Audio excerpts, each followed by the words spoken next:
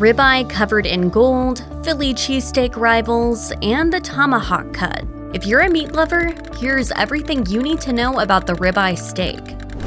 As the name would suggest, ribeye steaks are cut from the rib section of a steer.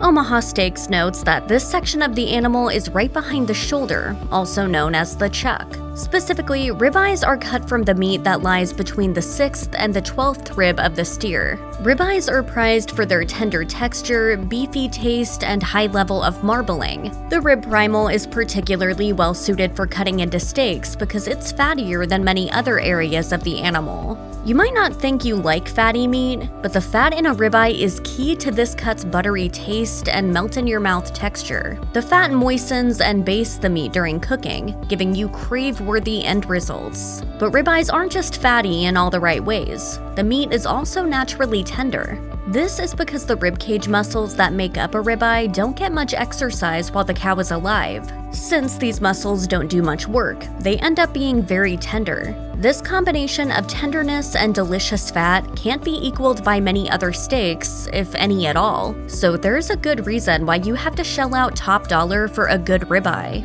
Come on, do I look like a steak to you? Yeah! Prime rib is another cut from the rib primal. In fact, it's basically the same piece of meat as a ribeye, except it's usually left as one large roast instead of being sliced into steaks. The size is the main difference between prime rib and ribeye. Confusingly, the word prime and prime rib does not mean it must be USDA prime grade meat. Prime rib is really just a casual term for a standing rib roast of any grade. Although both cuts consist of the same meat, their different form factors mean they're usually treated differently. Prime rib is great when it's slow roasted, while ribeyes can generally be cooked hot and fast like a porterhouse or New York strip. If you want to serve ribeye steaks to a crowd and aren't afraid of doing your own butchering, you can save a few bucks by buying a whole standing rib roast and cutting it into ribeye steaks yourself. The Bearded Butchers have a tutorial on how to do this if you feel confident in your slicing skills. In addition to the monetary savings, cutting your own steaks has other advantages. You can choose how much fat to trim off, how thick to cut your steaks, and whether you want bone-in or boneless ribeyes. Although it's sold as one piece of meat, a ribeye isn't just a slice of one muscle like a filet mignon. Instead, ribeyes are 2 or sometimes even 3 muscles stuck together, according to Omaha Steaks. The bulk of a ribeye steak is the meaty, marbled muscle in the middle of the steak. It's flanked on either side by large chunks of fat that separate it from the other 2 muscles. At one end of the steak, the ribeye cap curves around the eye. This is the most tender part of the steak, and it also has a coarsely grained texture that's somewhat reminiscent of skirt steak, per Complete Carnivore. At the opposite end of the steak from the cap is a muscle called the complexus. Not all ribeyes have a piece of this muscle. It depends on how the steaks were butchered and what part of the rib primal they were cut from. You can buy ribeyes either boneless or with a piece of the rib bone still attached. Which one is better is the subject of fierce debate. There are many myths associated with bone-in steaks. Bone partisans argue that bones are filled with flavorful marrow that seasons the steak during cooking. There's also a layer of connective tissue holding the bone to the meat that could, in theory, melt and baste the meat. Sadly, the high-heat, brief cooking methods you're likely to use when preparing a ribeye are ill-suited to extracting flavor from bones, marrow, and connective tissue. For that, you need low, slow, long cooking in liquid. That's not to say that bones do nothing to help out a steak. Their mass and porous structure insulate the meat they're attached to, protecting it from the heat. This helps the steak cook slower and guards against overcooking.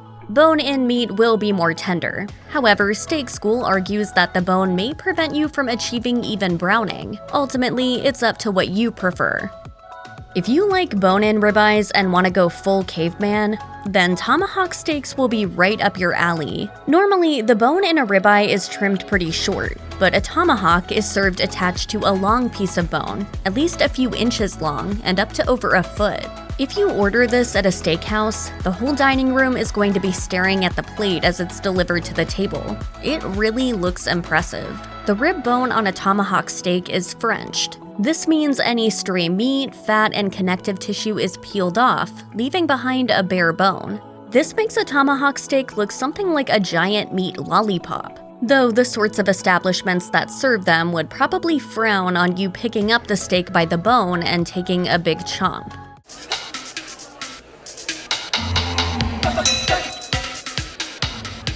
Bon appetit! Aesthetics aside, not much separates a tomahawk steak from any other bone-in ribeye. Compared to a boneless ribeye, it's likely to be thicker. A tomahawk can't be cut any thinner than the bone it's attached to, so it's usually going to be a couple of inches thick and weigh at least a couple of pounds. As we alluded to previously, the different muscles in a ribeye steak have different properties. While they all taste great, the rib cap is the most highly prized part of the steak.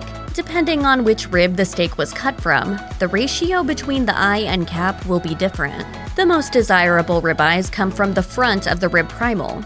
Here, the eye is quite small and the cap is relatively large. A large cap isn't the only thing to look for when selecting a ribeye. According to Hungry Cravings, you want the kernels of fat in between the muscles to be as small as possible. This doesn't mean you want a lean ribeye though, far from it. You want the muscles themselves to be streaked with a ton of marbling. A good amount of marbling will make your steaks better in every possible way.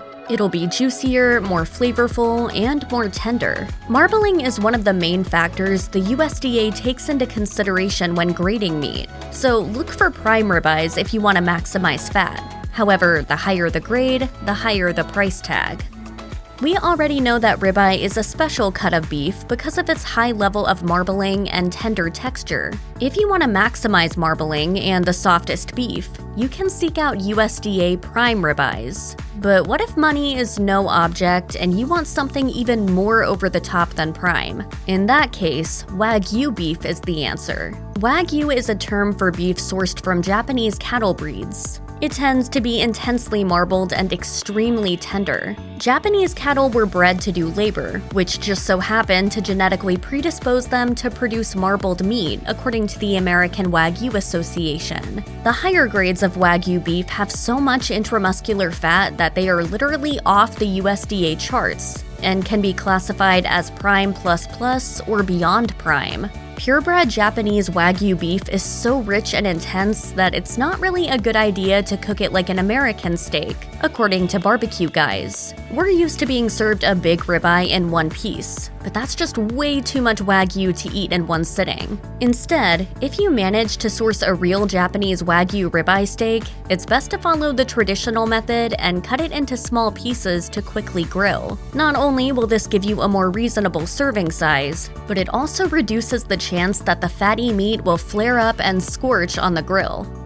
We're moving on from Wagyu, which is perhaps the fanciest ribeye steak you can buy, to possibly the least fancy, a Philly cheesesteak. Classic Philly cheesesteaks are made with super thinly sliced ribeye griddled on a flat top until brown. Why are cheesesteaks made with ribeye? For one, the things that make ribeye great to eat with a fork and knife also make it perfect as a sandwich stuffer. You want tender beef in a cheesesteak, and the fat in ribeye keeps the beef juicy and tender during the griddling process. Beyond the superior taste and texture of ribeye, there's another reason cheesesteak shops use it: tradition. Ribeye is simply what has been used to make cheesesteaks for a long time. This fact is actually a source of gentle ribbing between the owners of Pat's and Geno's in South Philadelphia, the two most famous cheesesteak places. Although Pat's is the originator of the sandwich, the owner of Geno's says Pat's no longer uses ribeye. He told Philadelphia Magazine, "He's into the chopped meat thing, but the Philly steak needs to be really thinly sliced ribeye. That's how it started out."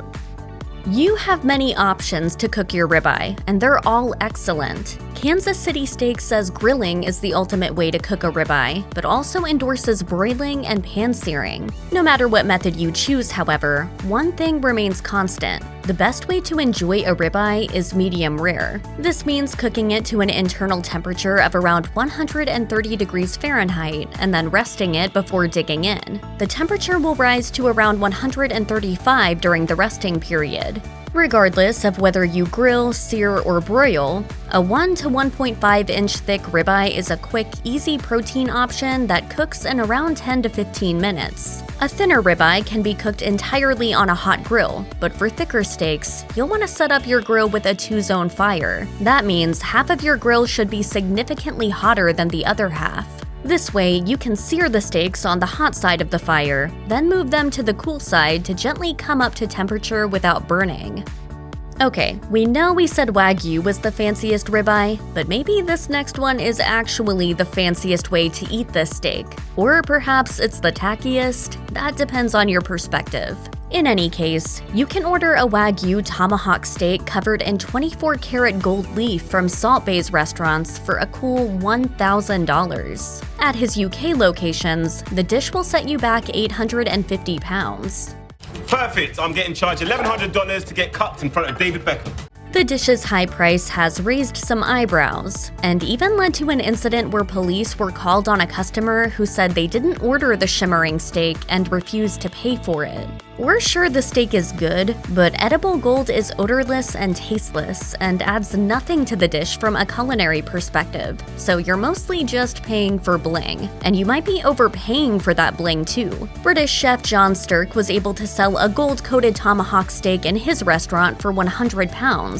Sure, that's still a splurge, but it's a much more reasonable luxury than burning a month's rent on a single piece of beef.